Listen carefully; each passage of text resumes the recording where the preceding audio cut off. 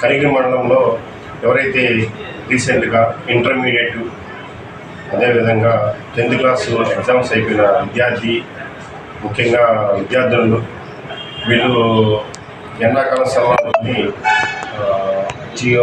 తమ గ్రామాల్లో ఊరి పక్కన చెరువుల్లో ఈత కొట్టడానికి వెళ్తుంటారు.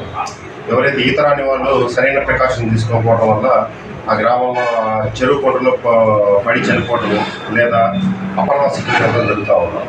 కాబట్టి ఎవరైతే తల్లిదండ్రులు ముఖ్యంగా గమనించాల్సింది, ఈ ఎక్కడైతే పిల్లలు ఎక్కడికి వెళ్తున్నారు వాళ్ళ మీద వాకప్ చేస్తూ, ఈత రాని వాళ్ళు దయచేసి ఎవరు ఈత కొట్టడానికి వెళ్ళి అందులో ఇద్దరు ఫ్రెండ్స్ చనిపోవడం చాలా సందర్భాలు గమనించున్నాము.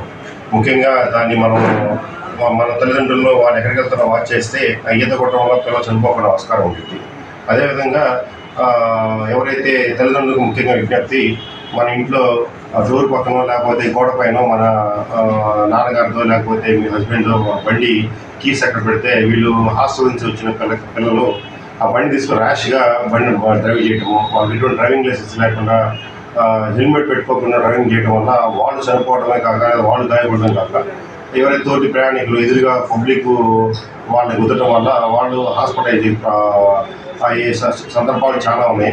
కాబట్టి తల్లిదండ్రులకి సూచన, ఒకవేళ మీకు తెలియకుండా అలాంటి తాళాలు దూరంగా పెట్టాలి. మీ తల్లిదండ్రులు మీ పిల్లలకు బండి తాళాలు ఇచ్చి వాళ్ళని ర్యాషింగ్ చేస్తే తల్లిదండ్రులు కూడా ఎవరైతే మోటార్ వెహికల్ ఉన్నారో వాళ్ళ కేసుల్లో ముద్దాయి చేయడం జరుగుతూ ఉండేది. అదేవిధంగా ఈ క్రికెట్ బెట్టింగ్ గురించి కూడా యువత ఎక్కువ అందులో క్రికెట్ బెట్టింగ్ డబ్బులు తీసుకొని వస్తే ప్రజెంట్ ఆన్లైన్లో రాధా ఎక్స్చేంజ్ అనేక రకాల బుకీస్, కొన్ని క్రికెట్ బెట్టింగ్స్ ఉన్నాయి, యాప్స్ ఉన్నాయి. దానిలో డబ్బులు పెట్టి వాళ్ళు ఓన్లీ వాళ్ళ పాకెట్ మనీ పెడతాం కాక ఇంట్లో దొంగతనం చేయడము, లేదా ఫ్రెండ్స్ దగ్గర అప్పులు తీసుకురావడము, లేదా ఆ గోల్డ్ ఆర్నెస్ తాకట్టు పెట్టి బెట్టింగ్ యాప్స్లోనయ్యి చివరికి ఆ డబ్బులు తెచ్చలేక చనిపోతున్నారు.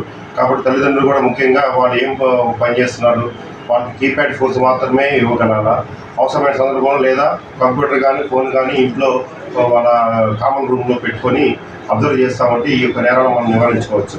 అదేవిధంగా వీళ్ళు సరదాగా అని చెప్పేసి గుళ్ళ దగ్గర, బడి దగ్గర, ఈవినింగ్ టైము లేదా ఆడపిల్లలు ఎక్కువగా సంచారించే దగ్గర ఏముందిలే అని అల్లరి చేష్టలు, తొందర చేష్టలు చేయకుండా ఈవినింగ్ చేస్తుంటారు. మేము ఖచ్చితంగా ఎవరైతే ఇలాంటి చేసే వాళ్ళపైన కేసులు నమోదు చేసి చట్టప్రకారం యాక్షన్ తీసుకుంటాము. కాబట్టి ఎవరైతే రీసెంట్గా స్కూలు టెన్యూర్ కంప్లీట్ అయ్యి వెకేషన్ హాలిడేస్లో ఉన్న తల్లిదండ్రులు ముఖ్యంగా గమనించి మనం కొన్ని జాగ్రత్తలు తీసుకుంటే భవిష్యత్తులో ఎటువంటి నేరాలు జరగకుండా మనం అరికట్టవచ్చు. అందరికీ నమస్కారం.